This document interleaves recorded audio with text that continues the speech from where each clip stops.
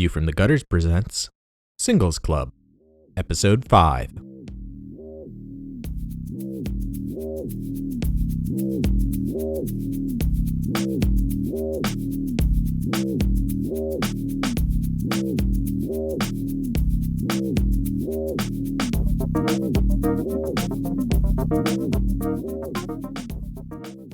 Welcome to View from the Gutters presents Singles Club, the special mini-show where we review an independent or small press comic book.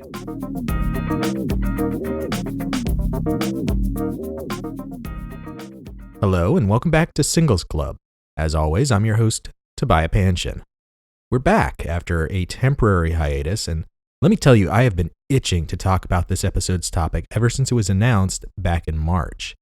This week we're talking about Fresh Romance number 1. And if you're not familiar with this book, this is the first offering from Rosie Press, a brand new comics company founded by Janelle Aslan. And I wanted to start by talking about her personally for a moment.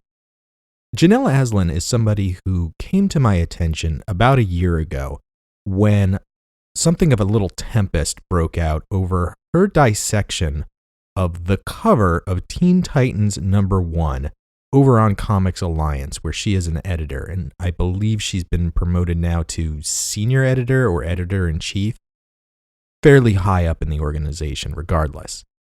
The cover was problematic in several dimensions, and that's not a conversation that needs to be rehashed. But Ms. Aslan is one of a group of female comics professionals like Kate Leth and Tess Fowler, who have been speaking out clearly and loudly about the treatment of women in comics in recent years. Not just the characters on the page, but the creators in the industry. It's a conversation that's ongoing. We discussed it a bit in our episode on Rose City Comic Con and on a few other back matters.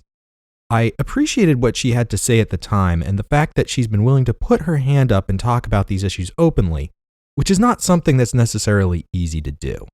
Simply being a woman on the internet generally opens you up to a never-ending torrent of shit being thrown your way. And then calling out that sort of terrible behavior is like sending up some kind of bat signal for assholes to come and fuck with you. Simply put, I don't envy her for what her email inbox must look like on some days. Ever since that article, I've been keeping an eye out for her commentary. And so it was with some excitement that I saw the announcement back in March that Aslan was helming a Kickstarter for an ongoing digital anthology of romance comics, featuring some notable up-and-comers in the comics industry like Kate Leth, Sarah Vaughn, and Ryan Ferrier, all of whom's work I've read and admired. So you've got somebody whose commentary I've been following, backed by a group of creators I like, and you're going to bring back romance comics? Suffice it to say that I was sold on the concept of this book from day one. Depending on how new you are to comics, you may not know this, but there was a period of time when there were lots of different genres of comics. Horror comics, western, sci-fi, and yeah, quite a few romance comics. It was a popular thing for a long time until the Comics Code Authority came in and killed off anything that even whiffed of adult topics or was deemed too salacious or too occult. You had entire swaths of the comics industry that just disappeared back in the 50s. And for decades, Marvel and DC ruled the roost with superhero books, in part because that was the only thing that was really able to be sold on newsstands and in supermarkets. Except for a very few small underground comics from the 50s through the mid-80s, superheroes were essentially it as far as comic books were concerned. And the market has only begun to start diversifying again today when the Comics Code Authority has been dead and gone for 15 years. When you consider that and you look at the fact that fan shipping accounts for about 80% of all the non-porn, non-cat traffic on Tumblr, and we don't have any notable romance comics to speak of, is pure insanity. In that regard, I am all about anything that's going to help comics become a more diverse and inviting medium. So let's get into it. The book retails for $5, although if you get a 1-year subscription, it's about $4.16 an issue. Not exactly bad compared to the $4 or $5 that Marvel or DC would charge you for a 20-page issue. And with this, you're getting 3 10-page stories. So it's a little more bang for your buck, but not radically so.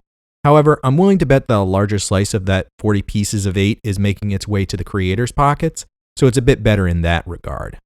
The first of the 3 stories is School Spirit. This is written by Kate Leth and drawn by Ariel Jovellanos, with colors by Amanda Skirty. I think I liked this the best of the 3 stories in issue 1, although with only 10 pages in an issue, there's not a huge amount of room for the story to really get going.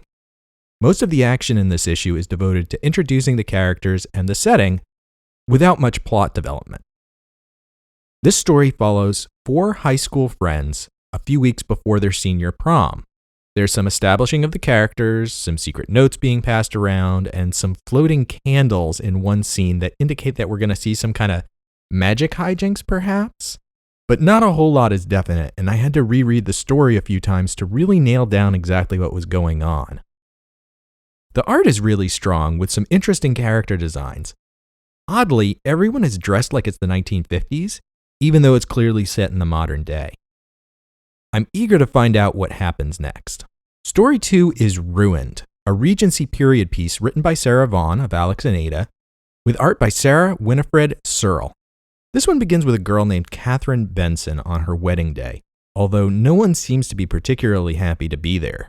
The groom isn't, Catherine's father isn't, and she herself certainly isn't. The only person throughout the issue who's smiling is the best man, which is strange. The art here is a little bit simpler, with thick, bold lines and lots of curves. There's a lot of attention being paid to body language in this work, which I thought was very cool, and the period costumes were interesting, but I think this one suffered the most from slow pacing. Counting by panels, the first story has 53, where this one only has 31.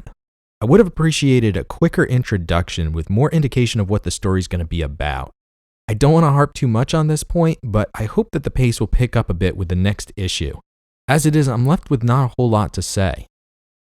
The final story is The Ruby Equation, written by Sarah Kuhn, with art by Sally Jane Thompson and colors by Savannah Ganeshow. This story follows Ruby, who is apparently an alien, sent to Earth from, quote-unquote, the home world, to make 10,046 couples fall in love.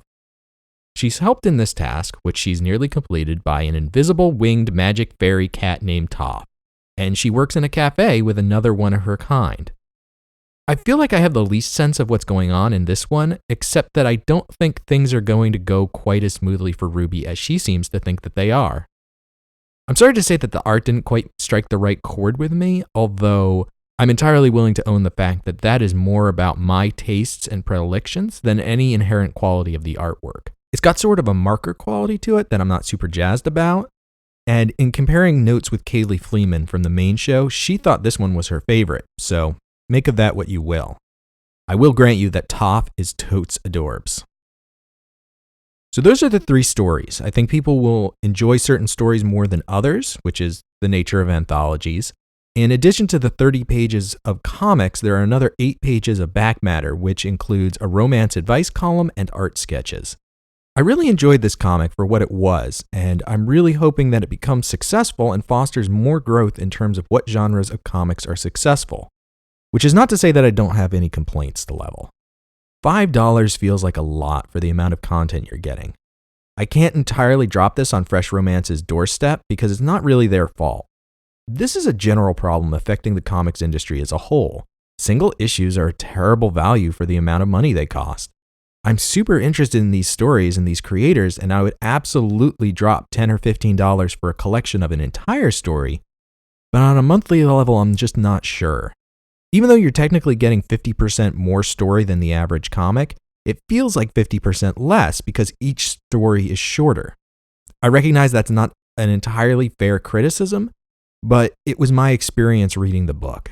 It doesn't help that as a digital release, there's no heft to the book, so it doesn't even feel heavier. On the plus side, that means that they could potentially add more content without hurting themselves on printing cost, but that's straying a bit too far into armchair quarterbacking that I'm comfortable with, so I'll leave it at that. Overall, I like this book. Format quibbles aside, these are all interesting stories. The art is consistently strong and varied in style. And I'm looking forward to seeing where the comic goes over the course of the first year. I'd entirely recommend it to anybody who's a fan of romance as a genre. I also commend Janelle Aslan for taking on this project. I hope that Rosie Press as a endeavor is successful and that they are able to offer more full-length comics in the future. If you'd like to pick up a copy of Fresh Romance for yourself, it's available from rosiepress.com and comixology.com now. Thanks for listening, and we'll see you next time on a new episode of Singles Club. Bye, everybody.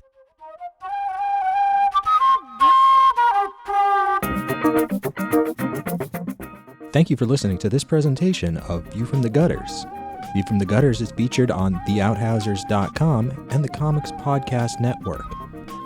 Keep up to date with everything that we're doing on our website at viewfromthegutters.com. Follow us on Facebook and Twitter. And if you enjoyed the show, please leave us a review on iTunes, as it does help new listeners find our show. Thanks for listening, everybody. And as always, keep reading.